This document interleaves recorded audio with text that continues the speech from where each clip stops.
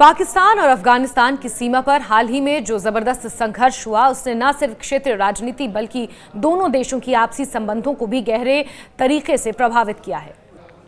शुक्रवार और शनिवार यानी 24 और 25 अक्टूबर 2025 को अफगानिस्तान की ओर से आतंकी गिरोहों ने पाकिस्तान के सीमावर्ती जिलों खैबर पख्तूनख्वा के कुर्रम और उत्तर वजीरिस्तान में घुसपैठ की कोशिश की।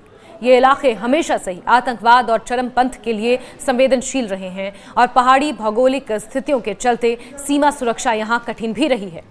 पाकिस्तानी सेना ने अपनी प्रतिक्रिया में 5 सैनिकों के शहीद होने और करीब 25 आतंकियों के मारे जाने का दावा किया है। पाक सेना के मीडिया शाखा ISPR ने इस घटना को अफगान अस्थायी सरकार की संजीदगी पर सवाल उठाया।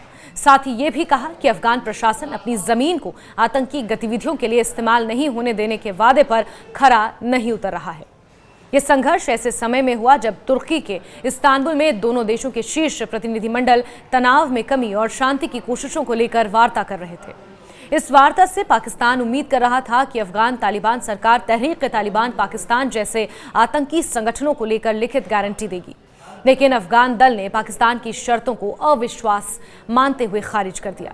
तालिबान सरकार ने पाकिस्तान के हमलों को अफगान संप्रभुता का उल्लंघन बताया और आतंकियों को शरण देने के आरोपों को ठुकरा दिया।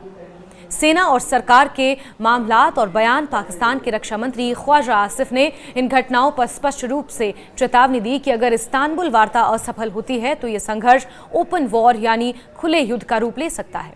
उनका बयान बताता है कि दोनों देश सैन्य स्तर पर किसी बड़े टकराव की ओर बढ़ सकते हैं अगर राजनयिक स्तर पर समाधान नहीं निकला तो। दूसरी ओर तालिबान का प्रतिनिधिमंडल भारत दौरे पर था और विशेषज्ञों ने भी माना कि इस तरह की हिंसा भारत की कूटनीतिक रणनीति पर भी असर डाल सकती है। असल में पाकिस्तान अब अफगान तालिबान पर दबाव डालने की रणनीति अपना रहा है और चिंगारी की सूरत में ये दक्षिण एशिया के लिए बेहद खतरनाक बन सकता है। विशेषज्ञ ये बताते हैं कि साल 2021 में अफगानिस्तान में तालिबान की वापसी के बाद अब तक की सबसे बड़ी और सबसे घातक सीमा झड़प ये रही है। इससे पहले भी सीमा पर संघर्ष, मारकाट, हवाई हमले होते रहे, लेकिन इस बार लड़ाई ज्यादा विस्तार में गई और झड़पों में न सिर्फ सैनिक बल्कि बड़ी संख्या में नागरिक भी प्रभावित हुए। झड़पों की शुरुआत काबुल में हुए धमाकों से हुई, जिनका आरोप अफगान सरकार ने पाकिस्तान पर लगाया था, जबकि कार्रवाई में पाकिस्तान ने सीमा पार हवाई हमले किए जिसमें 37 अफगानी नागरिक मारे गए और 425 जख्मी हुए। तालिबान सरकार ने कहा कि पाकिस्तान ने आतंकियों के ठिकानों के बजाय नागरिक इलाकों को निशाना बनाया है, जबकि पाकिस्तान का कहना है कि वो सिर्फ आतंकी ठिकानों को टारगेट कर रहा है। इस हिंसा के सिलसिले में अफगानिस्तान पाकिस्तान सीमा के पास शरणार्थियों की आवाजाही, गैर कानूनी प्रवासन और मानवीय संकट भी बढ़ गया है।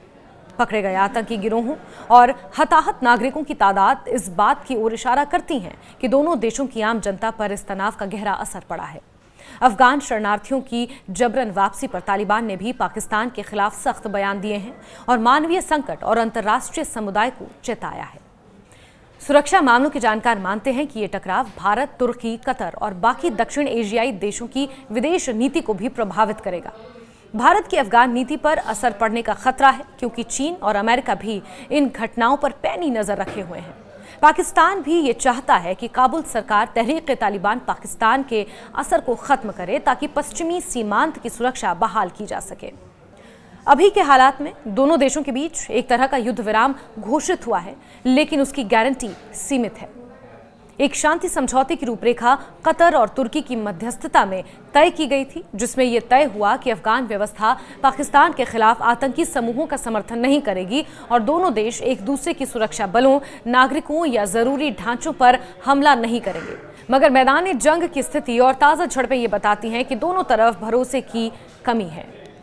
पाकिस्तान अफगान सीमा पर बढ़ती हिंसा, शांति वार्ता की विफलता, सैन्य कार्रवाई, नागरिकों की मौत और राजनयिक बयानबाजी ने क्षेत्र को फिर से अशांत और खतरनाक बना दिया है। ये झड़पें न सिर्फ दो पड़ोसी देशों के झगड़े की कहानी है, बल्कि ये क्षेत्रीय स्थिरता, मानवीय अधिकारों और भारत समेत अन्य देशों की रणनीति पर भी गहरा असर छोड़ रही हैं।